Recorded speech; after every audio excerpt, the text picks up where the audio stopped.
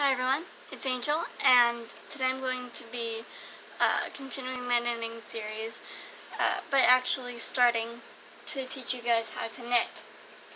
So we're going to start by casting on, doing the knit stitch and the purl stitch.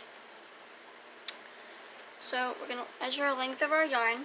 I usually measure it using my arm.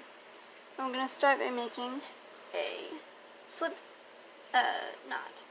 You're going to make a loop by just wrapping your yarn around your finger and crossing it over at the bottom. Then taking the skein end of the yarn, passing it through the loop, and you have a slip knot. Putting over your needle with the tail end facing you, and pull the skein end to pull it tight.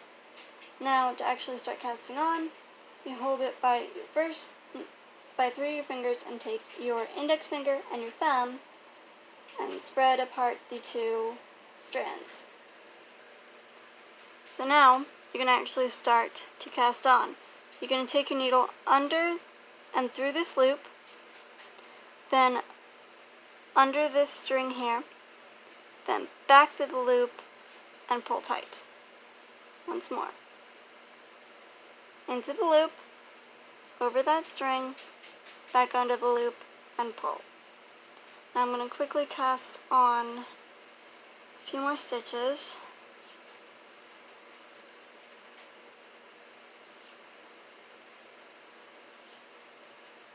Do 10 stitches. Like 2 more. There's 9, 10. Alright, so now, the reason you have your tail end near in front of you is so that the tail is behind your work when you start knitting. So to actually do the knit stitch, you're going to take your right needle and put it in the first stitch like this, so that your needle is in back of the left needle. And what I do is actually hold back the tail end, because when you first start, your tail is going to be like right in the way. And a common mistake is actually knitting with your tail. So you're going to wrap the yarn around your needle and move this needle in front like that, and pull it off your needle and pull. Again, put it through your stitch around the needle, bring the stitch through, and pull it off your needle.